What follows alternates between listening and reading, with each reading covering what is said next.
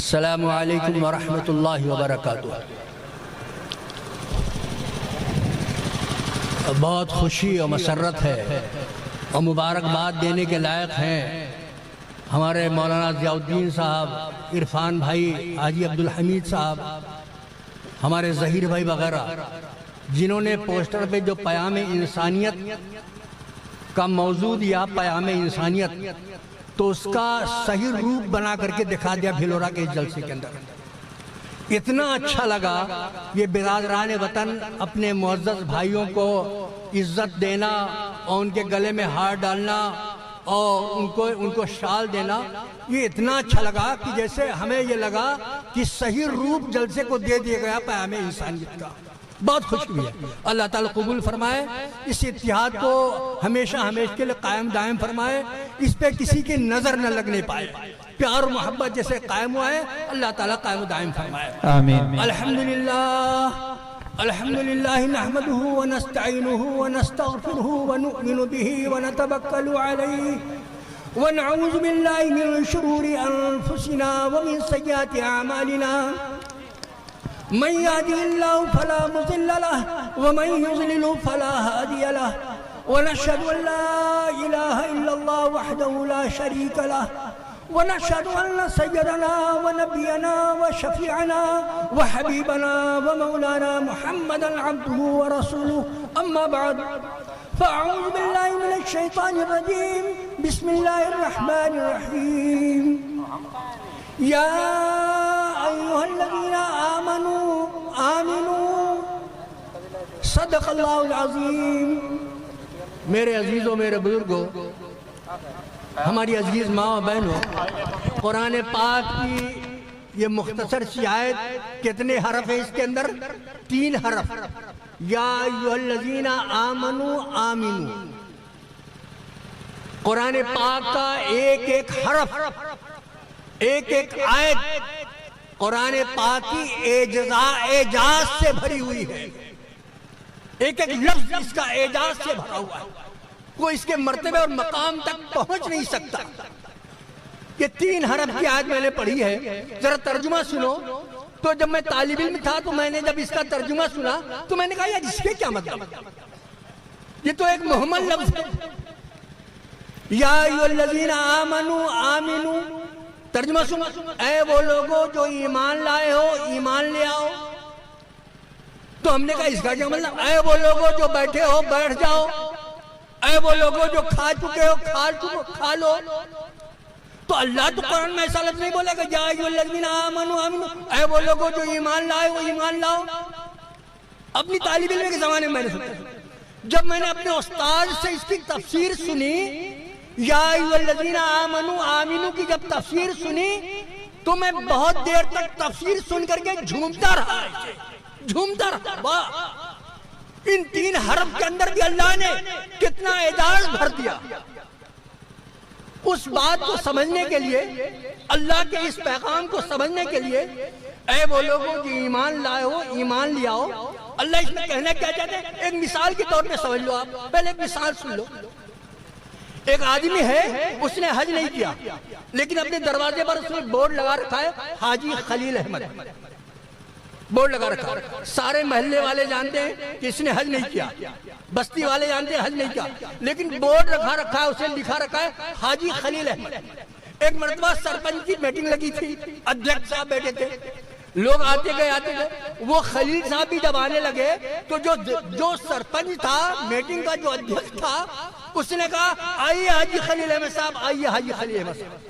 تو حاجی خلیل کہہ کر کے ادھیک نے، سرپنچ نے اس کی لاج رکھ لیا، اس کی لاج رکھا۔ اللہ نے ہمیں تمہیں یا ایھا الذین آمنوا کہہ کر کے، اے وہ لوگوں جو ایمان لائے ہو، اللہ جانتا ہے تمہارا ایمان کیسا ہے، ہمیں تمہیں ایمان والا کہہ کر کے اللہ نے ہمارے تمہارے ایمان کی لاج اور بھرم رکھا ہے۔ میرے دوستو، عزت رکھ دیا اللہ نے، جو ہمیں تمہیں ایمان والا کہہ کر کے پکارا اللہ نے۔ اب کہنا کیا چاہتے اللہ؟ یا ایھا الذین آمنوا آمنوا، اے وہ لوگوں جو ایمان لائے ہو ٹھیک سے ایمان لاؤ۔ تو کسی پوچھنے والے نے پوچھا کہ اللہ پہ آپ یہاں جو ایمان مطلوب ہے، جو ایمان آپ چاہتے ہیں، جس اسٹینڈرڈ کا ایمان چاہتے ہیں، جس معیار کا ایمان چاہتے ہیں، وہ معیار ذرا بتائیے کیسا ایمان آپ چاہتے ہیں؟ اللہ پاک نے کہا کہ اگر یہ پوچھنا ہے تو میرے محبوب نبی کے دربار میں جاؤ، ان سے پوچھو اللہ کیسا ایمان چاہتے ہیں۔ آئے صحابہ، حضرت عمر رضی اللہ تعالیٰ طالب علم بنے بیٹھے ہیں، اللہ کے رسول صلی اللہ علیہ وسلم ایمان سکھا دیجئے۔ ایمان کیا چیز ہے؟ اللہ کے رسول حضرت عمر سے فرما رہے ہیں لا یؤمن احدکم حتی اکون احب الیہ من والدہ وولدہ والناس اجمعین۔ ایمان سمجھنا چاہتے ہو؟ ایمان اپنے مال سے، اپنی جائیداد سے بھی زیادہ آدمی کو اللہ کے نبی صلی اللہ علیہ وسلم کی ذات پیاری ہو جائے، نبی کی ذات پیاری ہو جائے۔ تو حضرت عمر رضی اللہ تعالیٰ نے پوچھا اے اللہ کے رسول، اگر اپنے مال سے، اپنی جائیداد سے زیادہ آپ سے پیار کرنے لگوں، سے زیادہ آپ سے پیار کرنے لگوں تو کیا ہو گیا میں ایمان والا؟ کہا نہیں، کہا بھی نہیں۔ پھر کب؟ اپنے ماں باپ سے بھی زیادہ، اپنی اولاد سے بھی زیادہ میری ذات سے جب تک پیار کرنے والے نہ بنو گے ایمان والے نہیں ہو سکتے۔ اللہ کے رسول اگر اپنی جائیداد سے زیادہ، مال سے زیادہ، بیوی بچوں سے زیادہ، ماں باپ سے زیادہ آپ سے پیار کرنے لگوں تو کیا میں ہو گیا ایمان والا؟ اللہ کے رسول نے فرمایا نہیں، ابھی نہیں۔ تب کب؟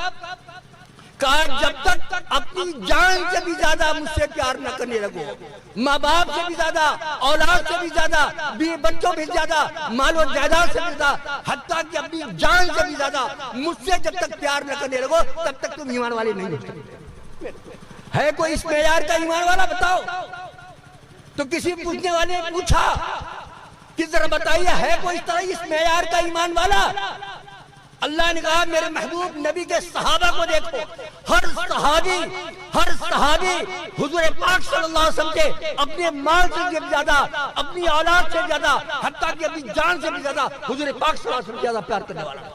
حضرت زید رضی اللہ تعالیٰ عنہ سولی پر چڑھے ہیں، اور دشمن کہہ رہا ہے زید تم کو سولی سے اتار دوں گا، تمہاری جان بخش دوں گا، جاؤ اپنے بیوی بچوں میں گھومو، موت کرو تم بھی، تمہاری جان بخش دوں گا، صرف تم سولی پر چڑھے یہ کہہ دو کہ تم لوگ ہماری جگہ پر محمد صلی اللہ علیہ وسلم کو قتل کر دو۔ اتنا کہہ دو گے جان تمہاری بخش دیں گے، زندگی تم پا جاؤ گے۔ زید نے سولی پر چڑھے کہا میں اپنی جان کے بدلے میں اگر تم یہ کہنا چاہو کہ محمد صلی اللہ علیہ وسلم کے پیر میں کانٹا چبھ جائے اور میری جان بخشی جائے تو میں اپنی زبان سے اتنا بھی نہیں کہہ سکتا۔ یہ میرے دوستو اپنی جان سے زیادہ پیار کرنے والے صحابہ ایسا۔ وہ عورت کے 6 مہینے کا بچہ لے کر کے آئی، 6 مہینے کا بچہ حضور پاک صلی اللہ علیہ وسلم کی خدمت میں لے کے آئی، حضور کل آپ جنگ میں جا رہے ہیں، میرے بچے کو جنگ میں لیتے جائیے۔ آقا نے فرمایا ارے یہ بیٹا 6 سال کا بچہ کیا کرے گا میدان جنگ میں، ہم کو تو جوان چاہیے جو تیر اور تلوار چلا سکے۔ اس عورت نے کیا کہا میرے دوستو؟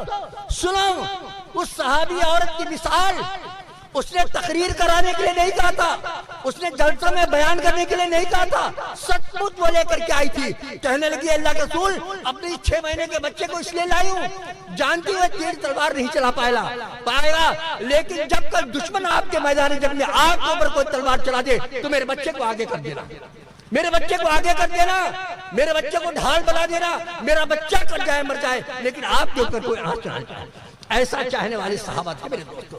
وہ عورت میدان احد میں اس نے سنا، جنگ احد کے اندر سنا کہ میرے ابا بھی شہید ہو گئے، میرا بیٹا بھی شہید ہو گیا، میرا بھائی بھی شہید ہو گیا، میرا شوہر بھی شہید، چار اس کے گھر والے شہید۔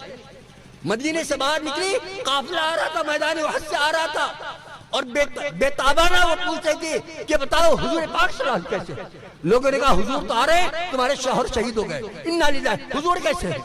اور آگے بڑھی، بتاؤ حضور کیسے؟ تمہارا شوہر شہید ہو گیا، تمہارے باپ بھی شہید ہو، انا للہ، بتاؤ حضور کیسے؟ آگے بڑھی، کہا تمہارا شوہر بھی شہید ہے، باپ بھی شہید ہے، بیٹا بھی شہید ہے، بھائی بھی شہید ہے، انا للہ پڑھتی رہی، انا للہ و انا الیہ راجعون، بتاؤ حضور کیسے؟ اتنے میں حضور سامنے آ گئے، حضور کا دامن پکڑا، کہنے لگی آپ زندہ ہیں تو یہ ساری مصیبتیں ہیج۔ وہ ذات حضور پاک صلی اللہ علیہ وسلم کی اللہ نے ہمیں تمہیں عطا فرمائی تھی۔ صحابہ اتنے بڑے بڑے غم کو صحابہ حضور کا چہرہ دیکھ کر کے اپنے غم کو بھلا دیا کرتے تھے، وہ محبت کرنے والے صحابہ تھے۔ ایک آیت تھی قرآن مجید کے اندر، اس آیت کے اندر اللہ نے ایک حکم فرمایا، او میرے صحابہ میرے محبوب نبی کے صحابہ، جب تم میرے محبوب نبی کی زیارت کرنے کے لیے آیا کرو تو پہلے کچھ صدقہ دیا کرو تب زیارت کیا کرو۔ ایک آیت اتری تھی، پھر وہ منسوخ ہو گئی ہے کچھ دنوں کے بعد۔ پہلے کچھ صدقہ دیا کرو تب میرے محبوب کو دیکھا کرو۔ صحابہ بڑے غریب تھے، ابھی اتنا تھا نہیں، کہاں سے لاتے صدقہ کرتے؟ تو لکھا ہے حدیث پاک میں، صحابہ سارا دن مزدوری کرتے، چند کھجوریں چند سکے جو پاتے تھے مزدوری میں، دن بھر کی مزدوری میں صدقہ کرتے تھے، تب آ کر کے حضور کی زیارت کرتے تھے۔ انہیں کھانا نہیں چاہیے تھا، انہیں بچوں کا کھانا نہیں چاہیے تھا، کپڑے نہیں چاہیے، حضور کی زیارت ان کا زیادہ مستحق تھا۔ 3 دن کے بعد یہ آیت ختم ہو گئی۔ اللہ نے دیکھ لیا میرے صحابہ، میرے نبی کے صحابہ کے اوپر یہ آیت، یہ چیز گھڑا گزر رہی ہے۔ 3 دن کے بعد حکم یہ سنا گا۔ حضرت علی رضی اللہ تعالیٰ نے کہا، 3 دن کے بعد کہا آقا سے آ کر کے، او میرے محبوب صلی اللہ علیہ وسلم، ذرا اللہ پاک سے پوچھ لیجئے اس حکم کے بعد چاہتے کیا تھے؟ اگر اللہ پاک یہ کہتے تھا علی حسن حسین کو ذبح کر دو، اس کے بعد میرے نبی کی زیارت کرنے کو پاؤ گے، تو میں حسن حسین کو ذبح کر کے اور آپ کی زیارت کرنے کے لیے آتا ہوں۔ یہ اپنی اولاد سے زیادہ پیار کرنا میرے دوستوں، اپنی اولاد سے زیادہ پیار، اپنا مال سب کچھ نبی کے اوپر قربان کر دینے والے صحابہ۔ ابو بکر صدیق رضی اللہ تعالیٰ کیسا پیار کرنے والا، جان بھی دی، مال بھی دیا، اپنی بیٹی بھی نکاح میں دے دی، اور پھر ایسا ان کے لیے پیغام، ایسا ان کے لیے جنت کے 8 دروازوں سے ابو بکر صدیق کا استقبال ہو رہا ہے۔ ایک مرتبہ ابو بکر صدیق رضی اللہ تعالیٰ گھر کی دیوار میں ایسے کچھ تلاش کر رہے تھے، ابو بکر صدیق رضی اللہ۔ بیٹی نے پوچھا ابا کیا دیکھ رہے ہیں؟ کہا جہاں ایک سوئی لگا دیا تھا، سوئی لگا دیا، تلاش کرتے کرتے سوئی مل گئی، سوئی اٹھایا ڈالی میں رکھا، تاگا اٹھایا ڈالی میں رکھا، تھوڑی سی جو بڑی تھی ڈالی میں رکھی، تھوڑی سی کھجور بڑی تھی ڈالی میں رکھی، صافہ اتارا ڈالی میں رکھا، اپنی چادر اتاری ڈالی میں رکھی، سب کچھ ڈالی میں رکھا۔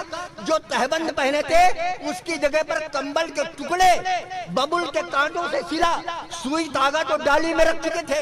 حضور نے چندہ مانگا تھا، گھر کا سارا سامان سب ڈالی میں رکھا، اور ببل کے کانٹوں سے کمبل کے ٹکڑوں کو سل کر کے جسم کے اوپر لپیٹ کر کے دھیرے دھیرے قدموں سے حضور کی خدمت میں جا رہے ہیں۔ اب ڈالی لگی، ابھی پہنچے نہیں حضور کی خدمت میں، جبریل فرشتہ اسی لباس میں آ گیا جس لباس میں ابو بکر صدیق آ رہے ہیں۔ حضور نے دیکھا، ارے جبریل یہ تم کس لباس میں آئے ہو؟ کرا ذرا آسمان کی طرف سر اٹھائیے۔ حضور نے آسمان کی طرف سر اٹھایا، اللہ نے آسمان کے دروازے کھول دیے، آسمان کے سارے فرشتے وہی لباس پہنے ہوئے تھے جو جبریل پہن کر کے آئے تھے، اور جبریل وہ لباس پہن کر کے آئے تھے جو ابو بکر صدیق پہن کر کے آئے تھے۔ آگے اتنے میں ابو بکر صدیق رضی اللہ عنہ، ابو بکر سلام کیا، اور اللہ کے رسول صلی اللہ علیہ وسلم نے فرمایا ابو بکر یہ جبریل میرے پاس کھڑے ہیں، تم کو اللہ کا سلام کہہ رہے ہیں، اور پوچھ رہے ہیں کہ ابو بکر سے اللہ پوچھ رہا ہے کہ اس طرح سب کو لٹا دینے کے بعد ہم سے راضی اور خوش ہے؟ پوچھ لو ذرا، ابو بکر سے پوچھ لو۔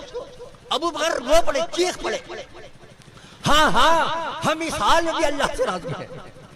ہم لوگ تو سارا دن ساری رات روتے ہیں، آپ بزرگان دین نہ جانے اپنی دعاؤں میں کتنا کہتے ہوگے، کتنی دعائیں مانگی، اے اللہ تو ہم سے راضی ہو جا، اے اللہ تو ہم سے راضی ہو جا۔ وہ اللہ پوچھ رہا ہے ابو بکر سے، ابو بکر تم ہم سے راضی ہو؟ یہ مقام ہے۔ ایک مرتبہ حضور پاک صلی اللہ علیہ وسلم نے ابو بکر صدیق کو ایک انگوٹھی دیا اور کہا اس پہ لکھا لاؤ لا الہ الا اللہ۔ ابو بکر صدیق پہنچے سونار کے پاس، کہا اس پہ لکھ دو لا الہ الا اللہ محمد الرسول اللہ۔ دوسرے دن سونار انگوٹھی لے کر کے آیا حضور کی مجلس میں، حضور نے ایک صحابی کو دیا، اس کو پڑھو کیا لکھا ہے؟ اس پہ لکھا تھا لا الہ الا اللہ محمد رسول اللہ ابو بکر صدیق۔ حضور نے کہا ابو بکر میں نے تم سے کیا لکھانے کے لیے کہا تھا؟ کہا آپ نے تو لا الہ الا اللہ کہا لکھا، تو کہا محمد رسول اللہ کیوں لکھا دیا اس پہ؟ کہا میری محبت نے، میرے عشق نے گوارا نہیں کیا جہاں لا الہ الا اللہ لکھا ہو وہاں محمد رسول اللہ نہ لکھا ہو۔ اچھا ٹھیک، محمد رسول اللہ لکھا دیا، یہ ابو بکر صدیق کو لکھا۔ کہا میری مجال نہیں، اللہ کی پناہ، اللہ کی توبہ، میں نے ابو بکر نہیں لکھا۔ جبریل آ گئے، اے اللہ کے رسول یہ آپ کے صحابی بالکل سچے ہیں، انہوں نے نہیں لکھایا۔ اللہ کہہ رہا ہے اگر ابو بکر کو یہ پسند نہیں کہ جہاں لا الہ الا اللہ لکھا ہو محمد رسول اللہ نہ لکھا ہو، اللہ کہہ رہا ہے جہاں محمد رسول اللہ لکھا ہو ابو بکر نہ لکھا ہو، یہ میں نے لکھایا۔ جو میں نے لکھایا ہے۔ اللہ میرے دوستو میرے عزیزو، کہاں تک بیان کروں حضور پاک صلی اللہ علیہ وسلم سے صحابہ کی جانساری۔ بس اللہ ہمیں تمہیں ان صحابہ کی تھوڑی سی جانساری کا اللہ حبہ اور تھوڑا سا اللہ ذرہ ہم سب کو نصیب فرما دے تو ہم لوگوں کے لیے سعادت دارین کا سبب بن جائے گا۔ اللہ ہمیں تمہیں عمل کی توفیق نصیب فرمائے۔ وآخر دعوانا الحمدللہ۔